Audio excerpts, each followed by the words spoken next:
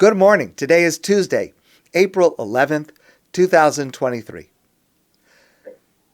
Today we'll discuss the second prong, the second component of the teaching and the life of Rabbi Yosef Soloveitchik, known as the Rav, whose 30th Yartzeit was this past Sunday. In early December 1932, the Rav arrived in Boston with his young family. 29 years old. And just a couple of weeks later, he was interviewed by a newspaper on December 25th. So this is just a couple of weeks after arriving in Boston. 29 years old. And this interview is just incredible in the sense that he lays out, for the first time, a mission statement, which will become his life's work, the unfolding of what the themes that he describes in this short interview, his first one given. I mean, he clearly had a worked out plan at the age of 29. Every major theme that was to unfold in his teaching and in his work over the rest of his life is mentioned in this interview. Incredible. And in this he says, Jewish law, Halacha, Jewish law, gives the world the picture of Jewish life which penetrates into the inner soul of man. Without the absorbing study of the Talmud and Jewish law, Halacha, we will never be able to answer the question, what is Judaism?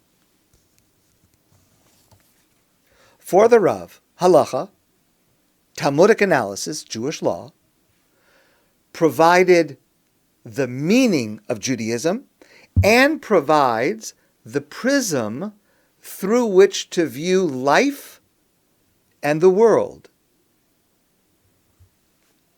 Now, perhaps the most evocative and stunning expression of this is a passage in the Rav's later work, major work, Halachic Man, and just the title of that should give you an idea that Halachic Man, this is the ideal person whose entire life is submerged in and expressed through Halacha, Jewish law. And this short passage that I want to share with you is a story I've shared with some of you before.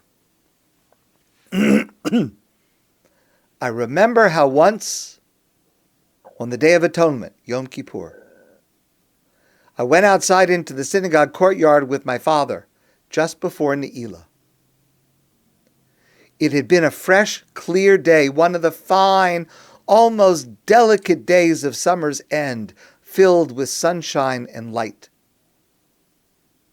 Evening was fast approaching, and an exquisite autumn sun was sinking in the west, beyond the trees, into a sea of purple and gold. My father, the halachic man par excellence, turned to me and said, "This sunset differs from ordinary sunsets, for with it, forgiveness is bestowed upon us for our sins." The Day of Atonement, Yom Kippur, and the forgiveness of sins merged and blended here with the splendor and beauty of the world and with the hidden lawfulness of the order of creation. And the whole was transformed into one living, holy, cosmic phenomenon. First, just notice the rapturous language, the lyric choosing of words that the Rav was able to do throughout his life in English, in Hebrew, in Yiddish, probably in several other languages as well. But his use of language is just incomparable in painting a word scene. But more deeply, do you see how for the Rav, the beauty is created by the change in status brought about by the end of Yom Kippur from sinners to forgiven?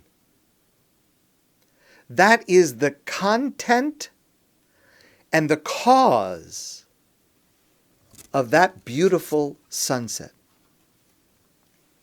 And this comes from a deep-seated, lifelong drive to see the world and everything in it in terms of Halacha, Jewish law. Now, at the same time, it is crucial to understand the theme and goal of law in Jewish life. And this was conveyed in one of the Rav's most famous and impactful lectures, where he discussed an aspect of Jewish civil law. When two people have a dispute and they go to Bet Din, a Jewish court, to adjudicate their dispute based on Talmudic law, Jewish law,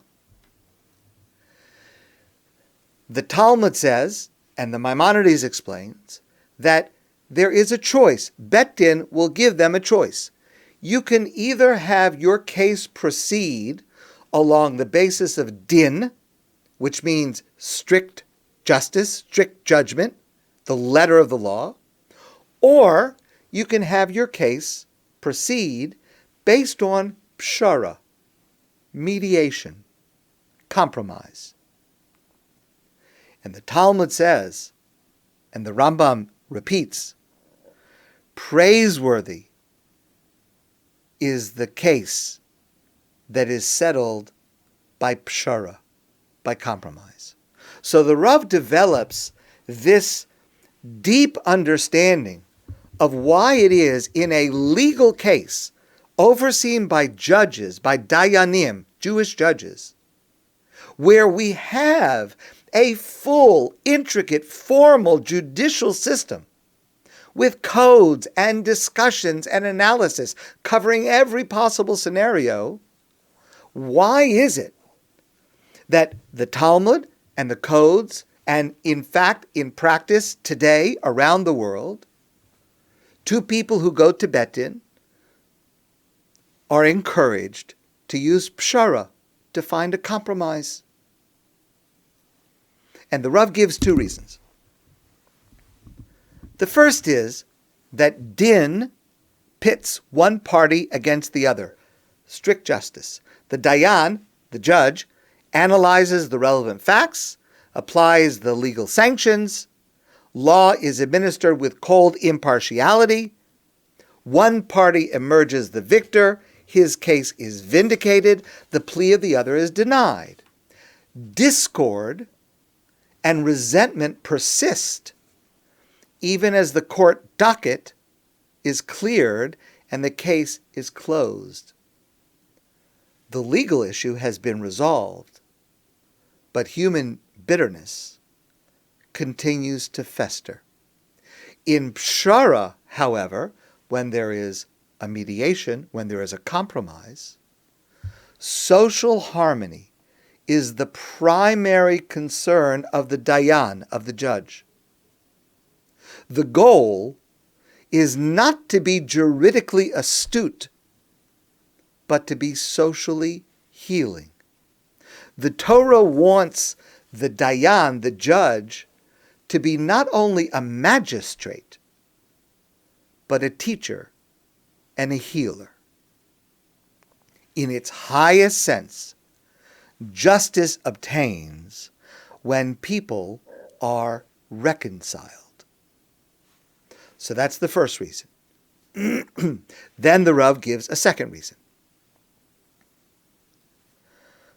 When two litigants present opposite claims, you owe me money, I don't owe you money, it's mine, no, it's mine, only one can be right. Strict logic demands the application of din, pure justice, strict formal justice, whereby the claim of the righteous party will be vindicated while the other party will be discredited. Halacha believes the way of Talmudic law, the way of Jewish law, which is the absolute essence of all of Judaism and spirituality, that absolute right and wrong can be realized only in heaven. No person is totally wrong or right. Both are partially right and wrong.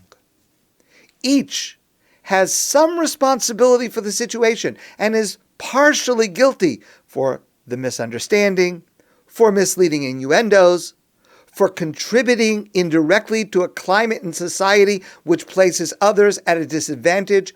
Strict justice deals with plain facts and salient reality.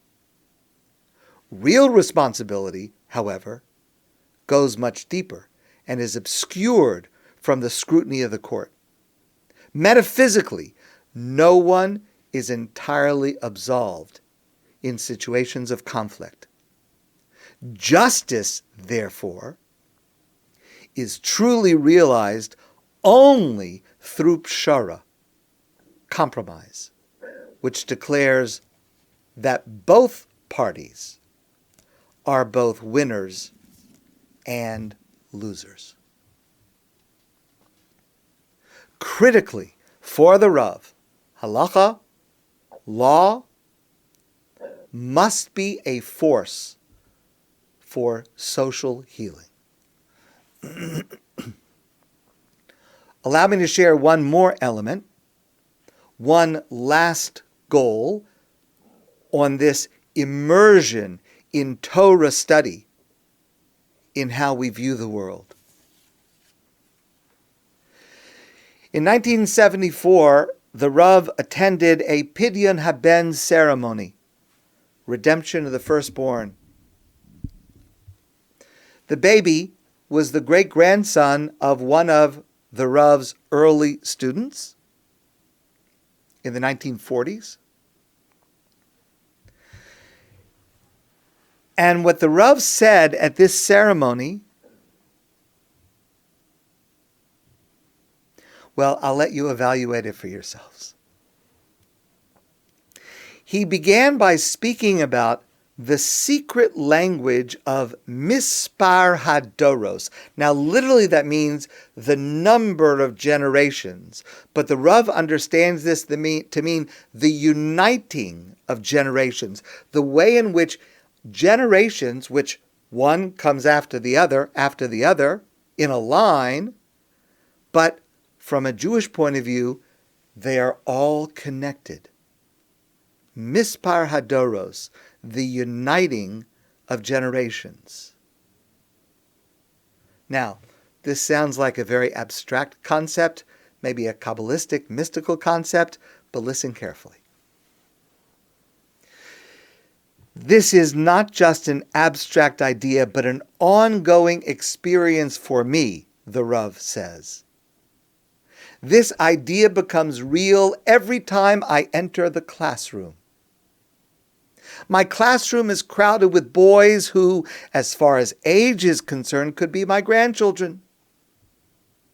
I enter the classroom as an old man with a wrinkled face and eyes reflecting the fatigue and sadness of old age. You have to be old to experience this sadness. It is the melancholy that results from an awareness of people and things which have disappeared and linger only in memory. I sit down. Opposite me are rows of young, beaming faces with clear eyes, radiating the joy of being young.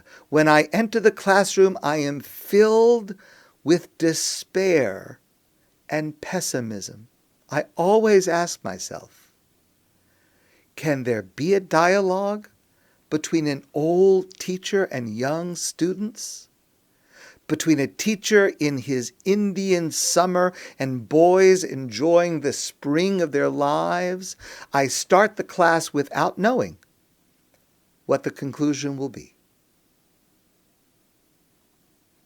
Just after I start the class, the door opens, and another old man walks in and sits down. He is my grandfather, Rabbi Chaim Brisker. Then the door opens quietly again, and another old man comes in. He is older than Reb Chaim. His name is Rabbi Shabsai HaKohen, known as the Shach. He must be present when civil law is discussed. The Shach wrote the classic commentary to Shulchan Aruch Code of Jewish Law on civil law, Choshe Mishpat. He's got to be present anytime we talk about civil law. Then more visitors show up. Rabbi Akiva, Rashi, Rabbeinu Tam, the Ravid, the Rashba, more and more keep coming in. What do? I introduce them to my students. And the dialogue commences. The Rambam states a halacha, and the Ravid sharply disagrees. At times, the Ravid utilizes harsh language against the Rambam. A boy in my class jumps up to defend the Rambam against the Ravid. In his defense, the student expresses himself brashly, too outspoken in his critique of the Ravid. Young boys are wont to speak in such a fashion, so I correct him and suggest more restrained tones. Another boy jumps up with a new idea. The Rashba, from the 13th century, smiles gently. I try to analyze what the young boy meant. Another boy intervenes. Rabbeinu Tam is called upon to express his opinion, and suddenly a symposium of generations comes into existence. Young students debate earlier generations with an air of glaring familiarity, and a crescendo of discussion ensues. We all speak one language. We enjoy each other's company, and we pursue one goal. All are committed to a common vision, and all operate with the same halakhic categories: a Masorah collegiality, a transmission of Torah tradition. Collegiality is achieved. It is a friendship, a comradeship of young and old, spanning antiquity, the Middle Ages, and modern times. Let me tell you, at the conclusion of the class, which can sometimes last 3 or even 4 hours, I emerge young, younger than my pupils. They are tired and exhausted. I feel happy. I have defeated age. I feel young and rejuvenated. In the Masorah experience, years play no role. Hands, however parchment dry and wrinkled, embrace warm and supple hands in a commonality, bridging the gap that separates the generations. Thus, the old ones of the past continue their great dialogue and rendezvous of the generations. And this forges an enduring commitment to the Masorah, to the transmission of Torah wisdom and Torah values from one generation to another, all connected and speaking to each other, v'hu hakates. And this is the secret that will lead to the ultimate redemption. This may be the deepest gift the Rav leaves for us, the secret of redemption. My friends, I wish you a great day, a beautiful Chol HaMoed, and I look forward to seeing you soon in person.